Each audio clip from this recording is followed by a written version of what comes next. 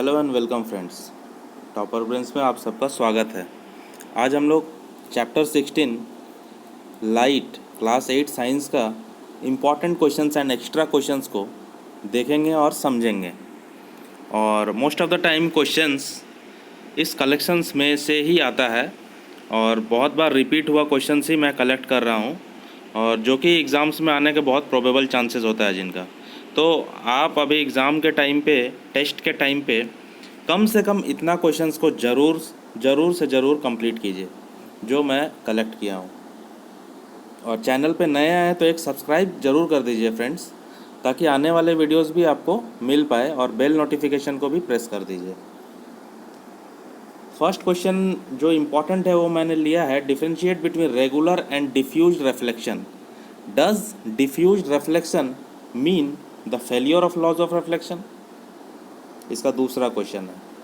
तो regular reflection क्या होता है और डिफ्यूज्ड रिफ्लेक्शन क्या होता है? डिफरेंस बिटवीन बहुत ही इंपॉर्टेंट है इसका एग्जाम पर्सपेक्टिव से। रेगुलर रिफ्लेक्शन में होता है it occurs on smooth and polished surface. ठीक है, इसका जो सरफेस होता है वो स्मूथ होता है, प्लेन होता है, एकदम पॉलिश्ड होता है। रेगुलर रिफ्लेक्शन पॉलिश्ड सरफेस पे होता है, स्मूथ सरफेस पे होता है। और diffused reflection it occurs on rough और इरेगुलर सरफेस। इसका जो सरफेस होगा वो रफ होगा, इरेगुलर होगा, ऐसा। ठीक है, रेगुलर रिफ्लेक्शन में है all reflected rays are parallel. सारे जो रिफ्लेक्टेड रेज आएंगे यहाँ पे वो सारे पैरेलल होंगे। ठीक है, पैरेलल मतलब जो आपस में एक दूसरे से कभी मिले नहीं, ऐसा। रेलवे ट्रैक जो होता है वो पैरेलल होता है, जो कभी मिलता नहीं है। ये दोनों लाइन जो है ये कभी आपस में मिलेगा नहीं, तभी वो पैरेलल कहलाएगा। Reflected rays are not parallel. इसमें जो है रिफ्लेक्टेड रेज नॉट पैरेलल है। क्यों?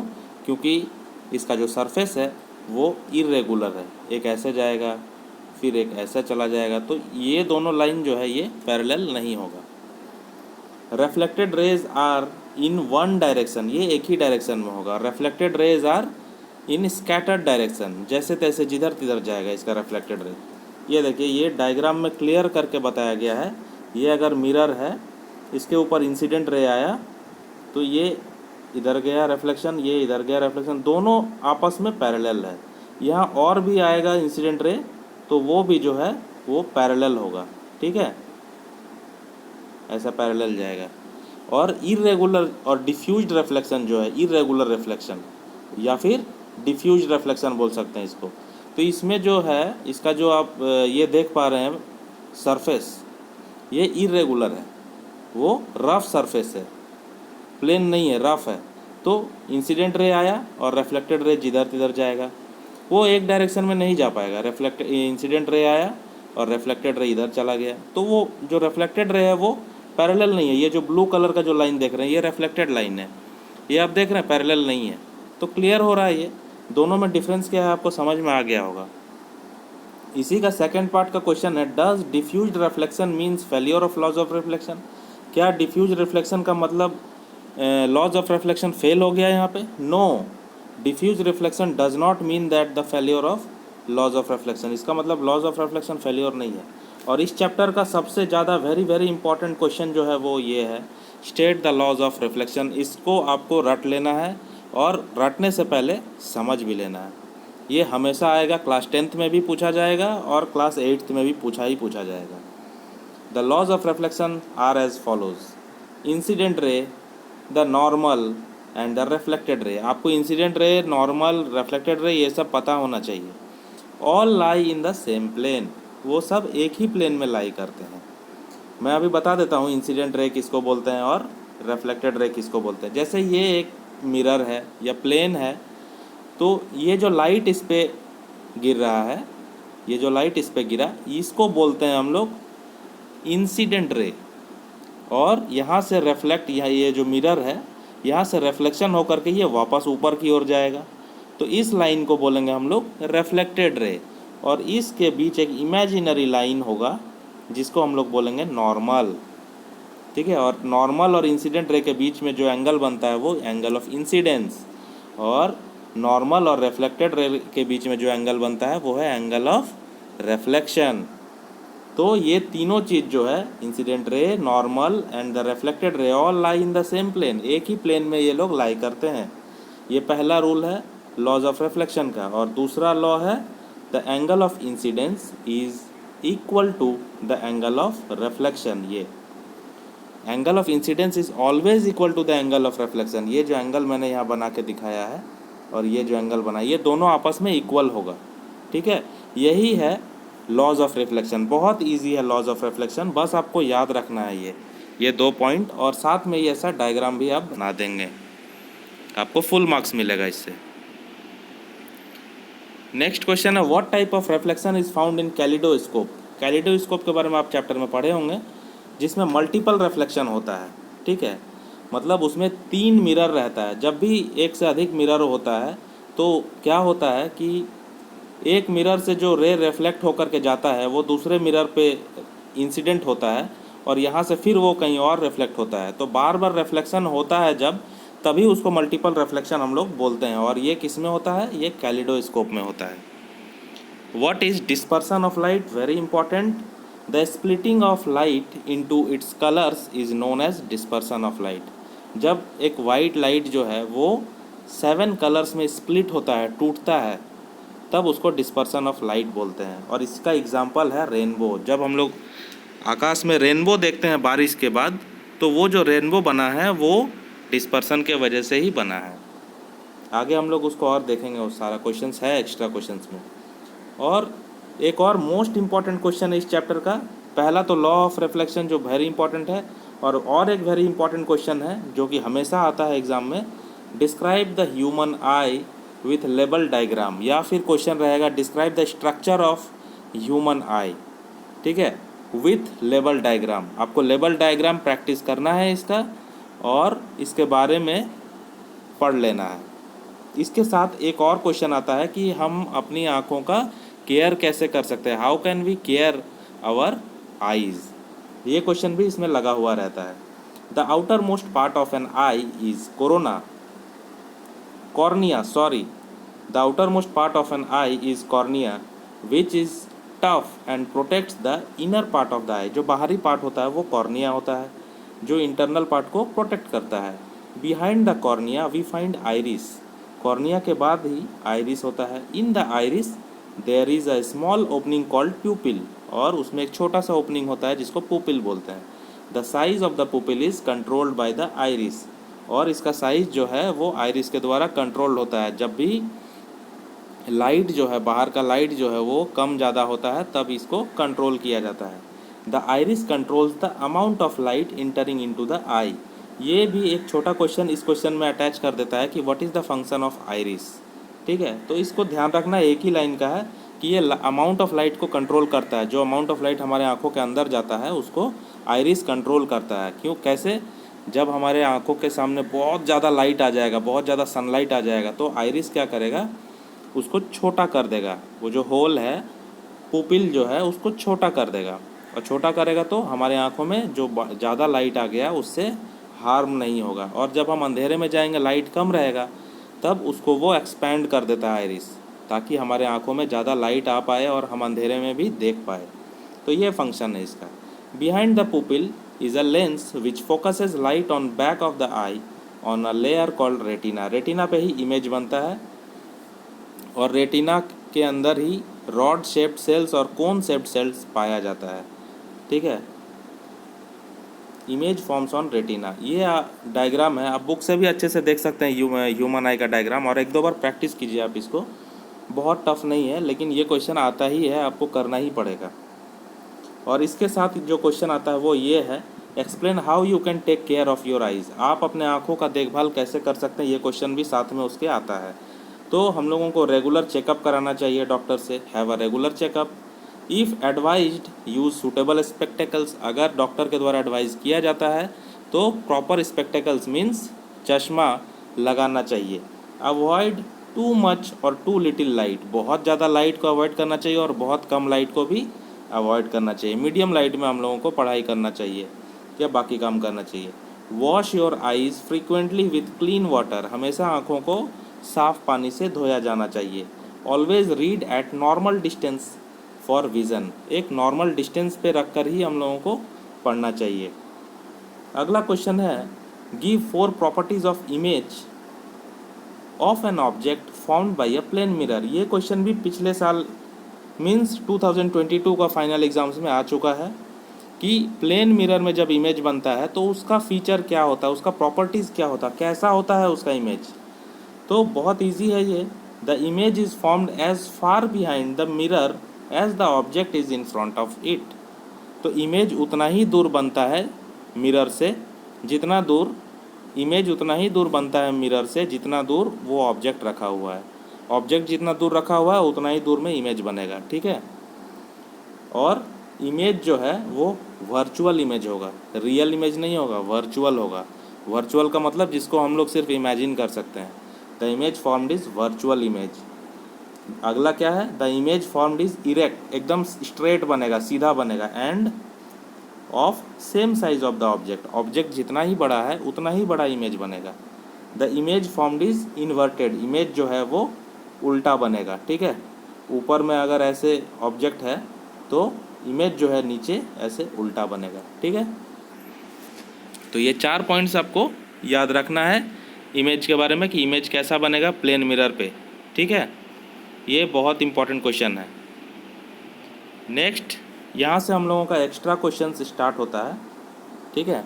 एक्स्ट्रा क्वेश्चन में मैंने लिया है, ये एनसीईआरटी से भले नहीं होगा, ये अदर जो रेफरेंस बुक्स है वहाँ से मैंने लिया है, जो कि बहुत इंपॉर्टेंट होगा अभी के लिए भी और आगे के लिए भी। What is blind spot? There are no rods and cones at the point where the optic nerves leaves the eye, so no vision is possible at this spot. जहाँ पे विज़न एकदम नहीं होता है उसको ही ब्लाइंड स्पॉट बोलते हैं। What is short sightedness और myopia and long sightedness hypermetropia?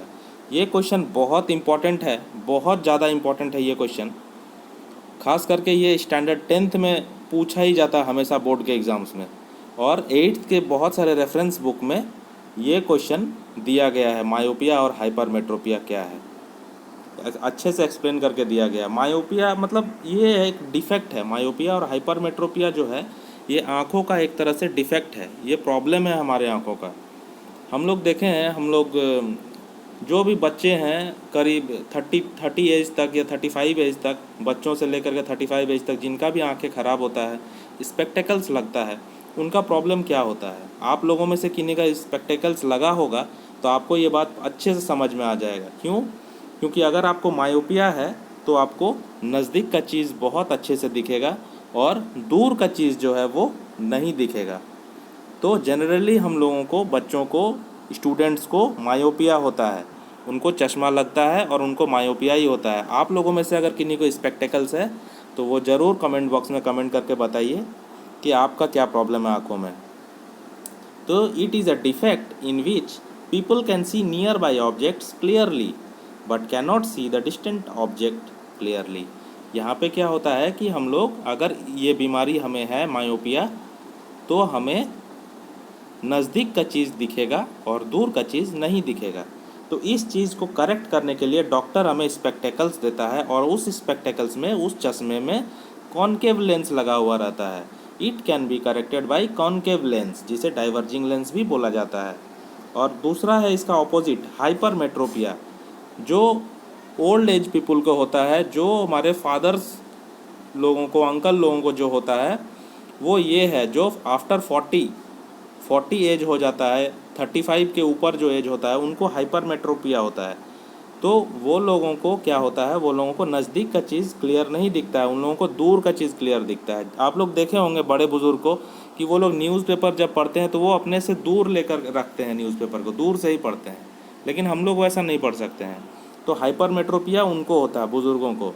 It is a defect in which people can see distant objects clearly but not close objects. यहाँ पे लोगों को नज़दीक का चीज़ नहीं दिखता है, दूर का चीज़ दिखता है। और इसको कैसे करेक्ट करते हैं? इसको कन्वेक्स लेंस लगा करके ये डिफेक्ट को क्योर किया जाता है। देन अगला क्वेश्चन है, what is Braille system? A special system called Braille, which is used by visually challenged persons for reading and writing. जो लोग विजुअली चैलेंज होते हैं, जिनको आंखों से दिखता नहीं है, वो लोग लिखने और पढ़ने के लिए ये सिस्टम, ब्रेल सिस्टम को यूज़ करते हैं। It was invented by Louis Braille. It uses patterns of rays dots represents letters and numbers.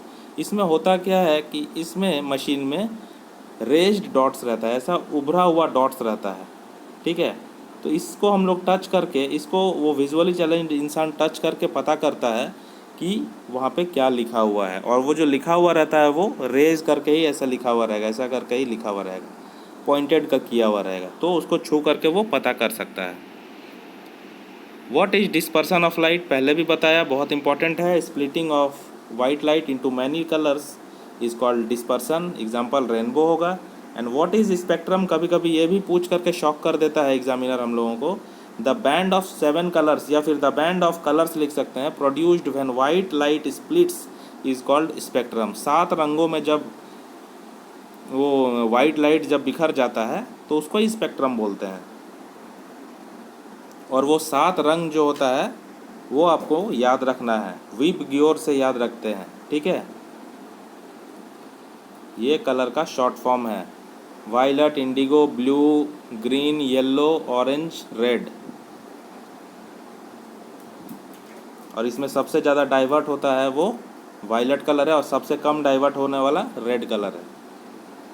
How rainbow forms, rainbow कैसे बनता है। The drops of water which remains in the air just after the rain acts as a small prism. वो जो बारिश की बूंदें जो हवा में रह जाता है बारिश छूटने के बाद, वो प्रिज्म की तरह काम करती है। और क्या होता है, they split the sunlight into 7 colours and rainbow forms. और उसमें जब सनलाइट पड़ता है तो उसको 7 रंगों में वो स्प्लिट कर देता है, जिससे रेनबो हमें दिखता है। What is the angle of incidence, ये क्वेश्चन हमेशा रिपीट होते रहता है। ये क्वेश्चन को आप मिस नहीं करना है आपको, ये क्वेश्चन एकदम ध्यान से देखना है, बहुत इजी है। पिछले बार भी ये क्वेश्चन आया, और ये KVS 2018 में आ चुका है। DPS ये धनबाद पब्लिक स्कूल है 2022 में आया, और DAV में 2019 में आ चुका है। What is the angle of incidence of ray if the reflected ray is at angle of 90 degree to incident ray. यहाँ पे कन्फ्यूज़न बस एक ही होता है, हम लोग पहले पढ़ चुके कि एंगल ऑफ इंसिडेंस और एंगल ऑफ रिफ्लेक्शन 90 इक्वल होता है। Angle of incidence is equal to always angle of reflection. तो फटाक से अगर हम इसको देखेंगे एक झटके में कि एंगल ऑफ रिफ्लेक्शन जो है वो 90 डिग्री दिया हुआ, तो फटाक से हम लोग आंसर दे देते हैं कि एंगल ऑफ इंसिडेंस जो है वो भी 90 होगा। क्यों? क्योंकि हम लोग पढ़े हैं कि दोनों इक्वल होता है। लेकिन यहाँ पे क्वेश्चन ध्यान से थोड़ा हम लोग देखे नहीं। What is the angle of incidence of a ray if the reflected ray is at 90 degree to the incident ray. ये रिफ्लेक्टेड रे जो है ये 90 डिग्री पे तो है, लेकिन नॉर्मल के साथ नहीं है, ये इंसिडेंट रे के साथ है। यहीं पे हो गया प्रॉब्लम। ये देखिए, ये जो रिफ्लेक्टेड रे है, ये रिफ्लेक्टेड रे 90 डिग्री का एंगल बना रहा है किसके साथ? इंसिडेंस रे के साथ, ना कि नॉर्मल के साथ। और बीच में यहाँ पे हम लोग नॉर्मल खींचेंगे। अब बताओ, तो 90 डिग्री ये पूरा है तो इसका हाफ हो जाएगा, तो 45 हो गया। इसीलिए ये इंसिडेंस रे पूछा है ना, इंसिडेंस एंगल पूछा है, तो एंगल ऑफ इंसिडेंस जो है वो 45 होगा, और एंगल ऑफ रिफ्लेक्शन जो है वो भी 45 होगा। ये angle of, we know that the angle of incidence is equal to the angle of reflection and the reflected ray is at angle of 90 degree. ये इंपॉर्टेंट है, टू द इंसिडेंट रे। ये incident ray के साथ 90 degree बनाया हुआ है। तो normally जब हम लोग पूछेंगे angle of incidence angle of reflection क्या है, तो वो 45 डिग्री होगा इसका आंसर। तो ये वीडियो मेरा यहाँ पे एंड होता है। वीडियो को एक सब्सक्राइब जरूर कीजिए फ्रेंड्स, और लाइक ज़रूर कीजिए अगर अच्छा लगा होगा। तो मोस्ट ऑफ द क्वेश्चंस इसमें से आपका मैच हो जाएगा, टैली हो जाएगा। आप अच्छे से इसको पढ़ो, और इसके बाद मैं वीडियो दे दूँगा ओसवाल का। ओसवाल का मैंने वीडियो बना लिया है, बस अपलोड होना है। इसके बाद ओसवाल से आप रिवीजन कर सकते हैं बहुत अच्छे से, और इसमें NCERT भी कवर किया है, और बहुत सारा रेफरेंस बुक का क्वेश्चंस भी मैंने एक्स्ट्रा क्वेश्चंस में यहाँ पे डाला है। तो आई होप कि ये वीडियो अच्छा लगा होगा। चैनल को सब्सक्राइब जरूर कीजिएगा और बेल बटन ज़रूर दबाइए। Thank you and have a nice day.